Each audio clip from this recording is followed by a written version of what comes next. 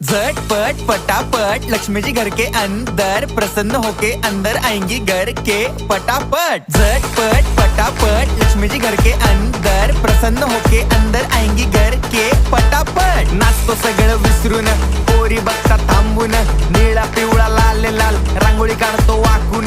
सणासुदीला रांगोळी काढ, भाऊचा बर्थडे रांगोळी काढ, नवीन वर्ष रांगोळी काढ, कलर उरला रांगोळी काढ।